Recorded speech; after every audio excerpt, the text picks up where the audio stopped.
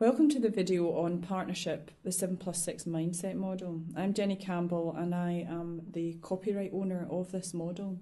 It comes from deep experience and wide experience in partnership working in the corporate sector. It's also with entrepreneurial organisations and in the public sector, and especially now where I do a lot of partnership working in the public sector on areas of wicked issues or difficult issues to tackle, such as inequality. I've created this mindset model to really get to the heart of what I think makes the difference in partnerships in terms of impact.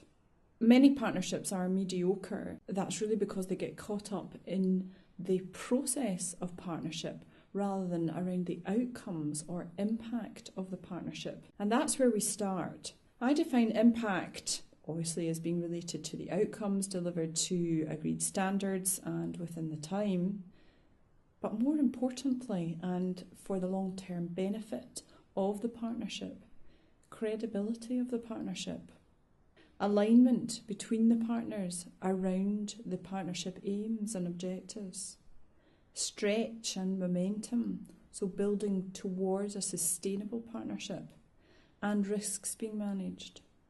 And the two most major things at play in partnership working: power, and very often there is unequal power in the room with partnerships.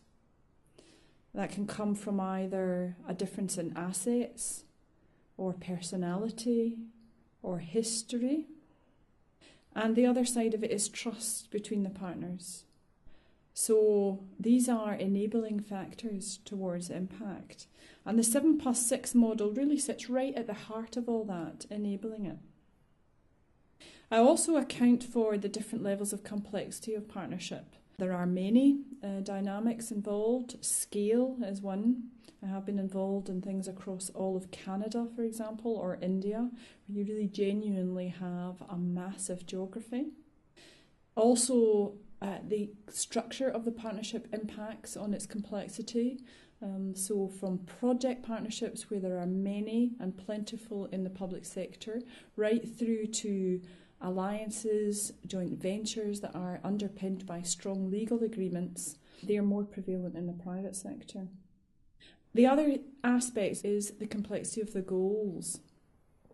Again, I give you some examples in the public sector.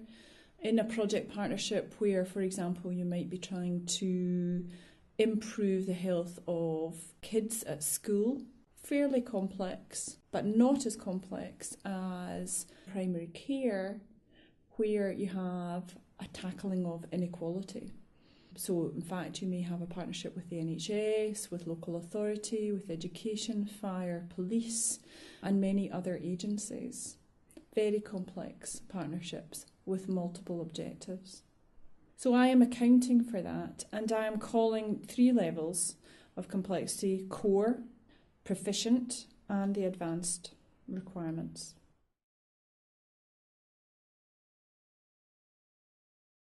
And then the model itself, what it takes. There are 13 attributes that seem to be critical for making impact really come alive. 7 of these are skills. They are doing things. You can see the results of them. And 6 of them are attitudes. And I'll go through them briefly. On the skill side, focus on purpose. That's not just about the outcomes, but it's about structures, measurements, what each partner brings to the table in terms of assets, process, showing confidence in the partnership and keeping momentum going. Next up, focus on context. This is about being connected to your client base or your service user base. In terms of public service, this would be related to your community and can almost be the truth monitor of a partnership of whether it's useful or not. So it's about ensuring truthful representation of the client voice in every area, sharing power almost with community if it's in the public service. One word that is used is co-creation, but this is really about enabling a power sharing structure and process to happen within the partnership.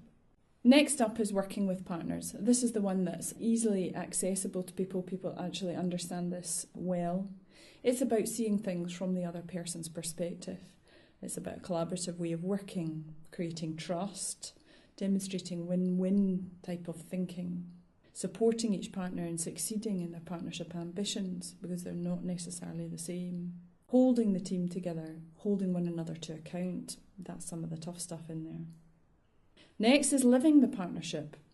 That's about externalising what you're doing, being proud of it, generating confidence, talking with home organisations about what you're doing, managing negative impressions or feedback, and demonstrating overall that the partnership mindset can extend the resources for all. The latter three skills, flexibility, intuition and self-management, are leadership skills, are well known probably within the leadership domain.